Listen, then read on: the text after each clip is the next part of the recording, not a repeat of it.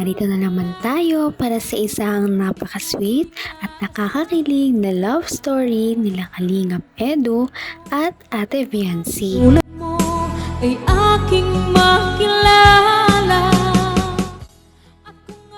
Sa pagpapatuloy ng ating love story ay tinuruan ni Kalingap Edu si Viancy sa pagbabike. Dahil hindi pang marunong si Viancy sa pagmamotor, kailangan niya daw munang matuto sa pagbabike.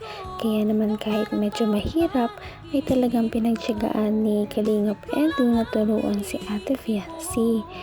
Bukod dito ay talagang pinag-ipunan ni Kalingap Edu ang pagbili ng bike na ito. Hindi ito galing sa ibang sponsors kundi galing talaga sa kanyang sariling bulsa. Kaya naman nakakakilig talaga ang mga ginagawa ni Kalingap Edu para lamang kay Viancy. Talagang nag-enjoy sila sa pagbabike at sana matuto na nga si Viancy sa pagbabike para matuto na rin siya na magmotor.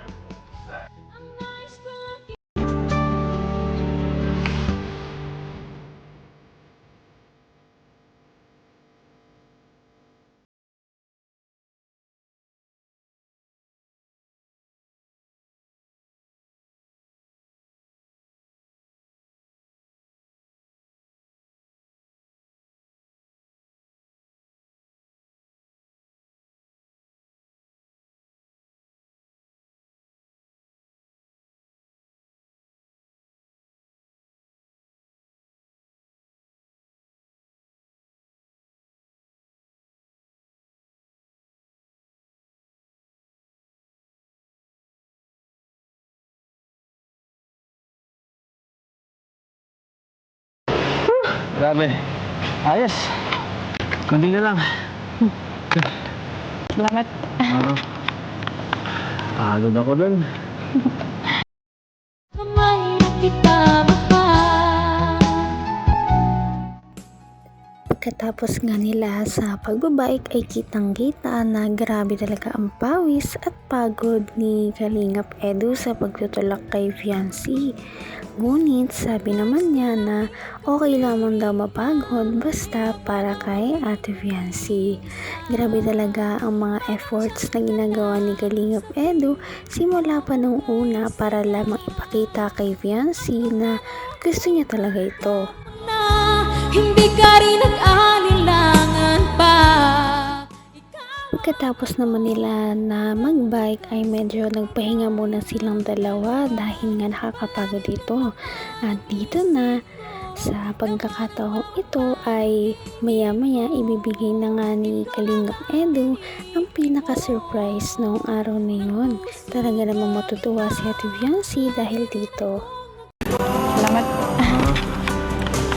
Pagod ako dun. Pero at least may improvement naman. Kunti na lang. Matututo ka na tapos pwede ka na magmotor. Baka susunod ako nang iangkas mo dyan. Thank you po. Basta sa ano, kahit wala kami, practice mo muna sa ano, sa inyong lugar, no? Para pag natuto ka na yan, saka ka na lang magmotor.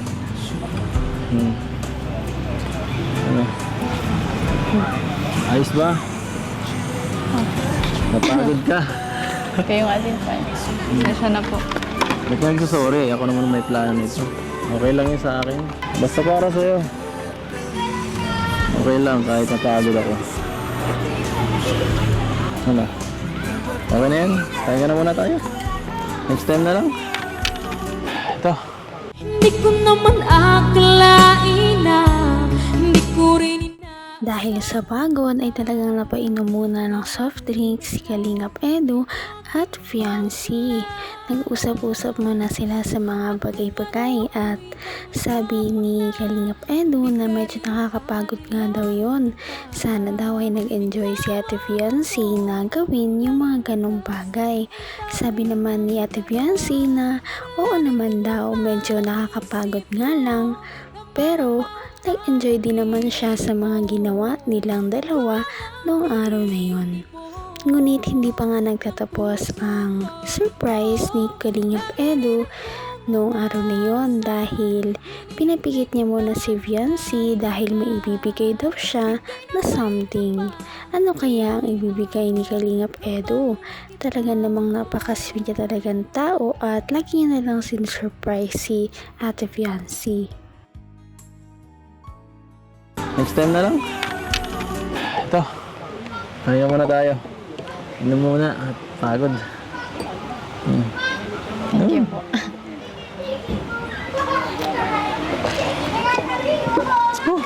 Grabe. Ano? Nagustuhan mo yung surprise ko? Opo. Nakakapagod po. Pero nag-enjoy po ako. Huwag mag-alala, hindi lang yan. May isa pa ako surprise. Ito para sa'yo to. Higit ka muna. Surprise to eh. Para mas higit ka. Pray ka.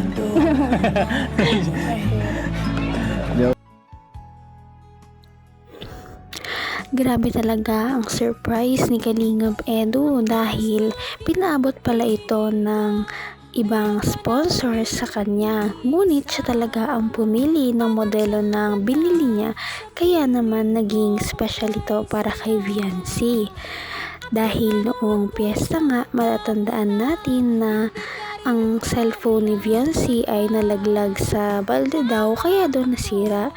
Kaya nung mga panahong yun ay hindi talaga siya nakapag-chat kay Kalingap Edu dahil wala siyang magamit na cellphone. Kaya naman, ang surprise na ito ang papalit sa cellphone ni Ate Viancy. At ito nga talaga ay naging masaya siya dahil dito. Dahil napakaganda daw ng binigay ni Kalingap Edu. May ka pa, iyo'y abot kamay. Pray ka. Joke lang. Ito. Huwag mong matingin na, bawal tumingin. Ito, isang galing. Ito muna, ibigay ko na muna yung isa. Ito, galing sa sponsor ni Questa Aros. Ito, saka ito po ay earrings. Pwede na po At ito talaga ang pinaka yan, special galing kay Ma'am Rexy. Nobody's gonna make me feel.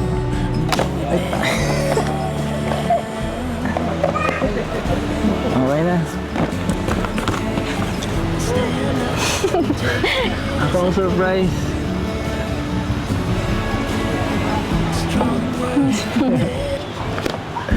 Tcharan!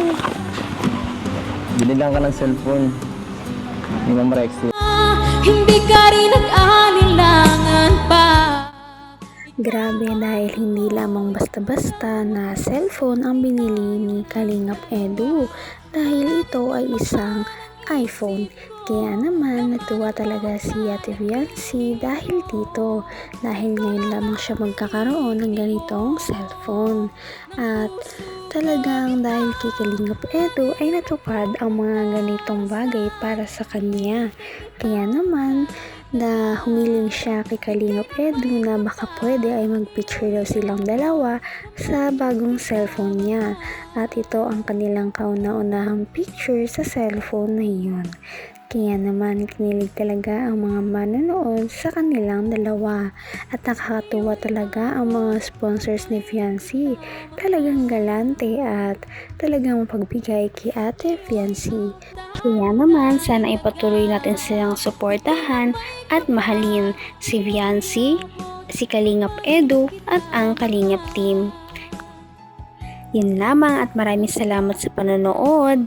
Abangan natin kung magkakatuluyan ba talaga si Kalingap Edu at Viancy. Hanggang sa muli. Bye! Ngayon'y abot kamay na kita.